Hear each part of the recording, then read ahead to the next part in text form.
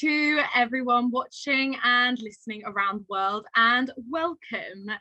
Today I am speaking with Ralf Otto. Ralf is an experienced facilitator and owner of Momolog, an organisation that encourages collaborative working to support communities and groups to build a safe and more equal future. They are forward-thinking and create innovative approaches to future-proofing solutions to challenges that we all face. Ralf has been working in the international development sector for over 20 years and is passionate about promoting filmmaking and participatory video training to inspire collective and interactive working for results. Momolog has recently partnered with IMA to deliver training in remote participatory video, and we are very excited to see where this partnership takes us.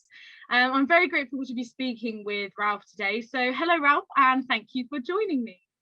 Yeah, hi, Olivia, and thanks for having me. Thank you. Well, I have a couple of questions to ask you today. So the first one, just tell me about some of your experiences in your sphere of work. Are there any highlights? Yeah, well, for me, highlights have always occurred when I was able to apply participatory approaches, and I mean true participatory approaches, so where you really work in a way that people take ownership and people are engaged and beyond common methods or ways of working that we see very often. Yeah, one definite highlight was when about 2 years ago we could organize a whole forum with local aid practitioners, refugees, and more people around this topic of participation, local ownership of interventions, and that was such a great event, not only for the format and what happened during the event, but also for me to get a sense of the energy of the people for this, and to see the appetite of local aid workers and refugees for participatory ways of working. And it's in the collaboration of everyone's like you say, energy and their passion for what they're trying to help and what they're trying to work on, and it's the collaboration of all of those passions and inspirations that you know their best work comes out of that. So that's really great. And when did you first use participatory video in your work? Yeah, I first started to work with video in monitoring and evaluation and learning related activities. So just the video, and then gradually I and colleagues, we introduced more participatory elements. So we used first the films we used for interactive workshops, learning sessions, uptake sessions, and so on. But then we also gradually more and more introduced participation on the filmmaking side. And so for the past 3 years, I'm really focusing on this and investing a lot of time and energy together with a colleague on this, and we are pushing this further and further, and we made some really great experiences over the last 3 years with this way of working. Wow. Well, we hope that with working with our IMA that we get to see some of those experiences come into the work that we do, and we've got lots of work in monitoring evaluation as well. So that's really great and really exciting. So do you feel participatory video has found its place in international development? Why is it important for international development? Well, I think it's at the moment it's finding its place. I think many people are looking for approaches that help them to capture the voices of the people differently. I see that people are extremely tired of common formats, of standardized questionnaires, and interview practices. And I mean, we also see that the people who are interviewed, they're also either tired of it, or they adjusted to this so much that they have all their preset answers to it. So I very often hear that there is a real desire to work differently for monitoring, evaluation, but also for other purposes. And then those people who see what participatory video can do, how it is done, what is possible, that is not so complicated as it looks like on first sight, they then take it up, and people try it out, they do it, and they achieve great results. I also just recently got an email where somebody was pointing me towards a local organization in the Middle East that is going this direction, and they work with filmmakers and they promote it more and more. So I really see it arriving more and more. Yes.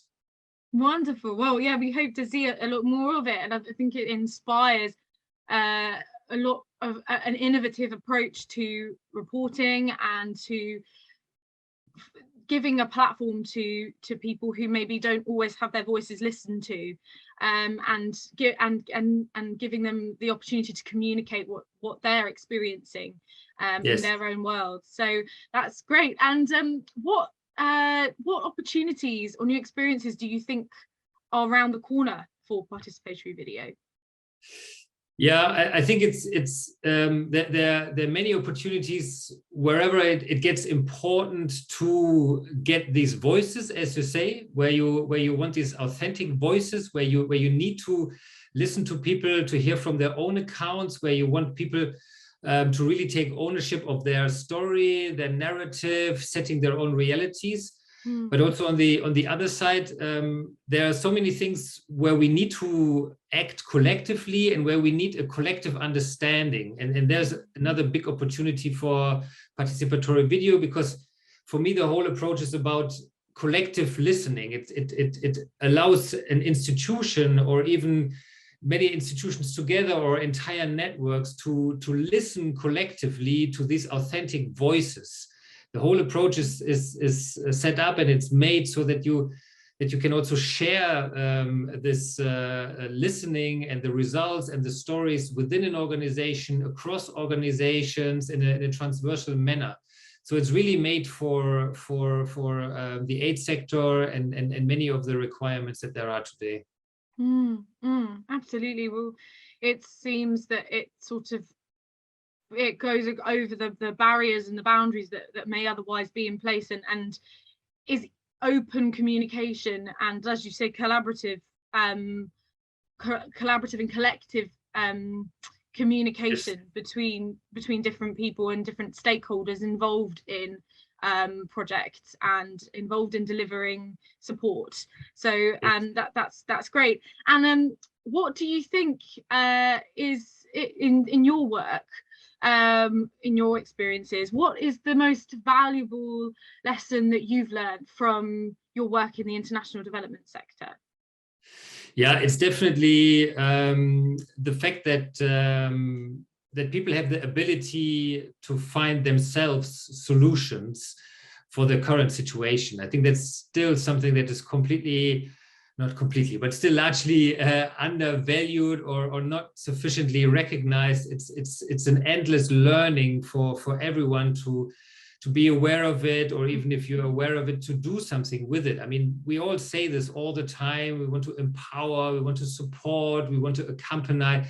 These are all nice words, but to do this really, and and already, like I said, as a starting point and this is again something I like about this participatory video, the starting point is who defines the current situation, who defines the situation where people are in at the moment. This is where it all starts, and to truly listen to this and to take this on fully and to capture this completely is for me the precondition to whatever follows afterwards. So and then if you do this, you discover so much, the ability of people to manage their situation, to collaborate, to express, and so on. It's amazing what you find there, and whenever I saw it, I was again impressed. And yeah, these are very, very important lessons for me. It's very much like the supporting and creating positive change is very much a journey, and it has to start somewhere, and really needs to start in the right place where the right people are listened to, and the right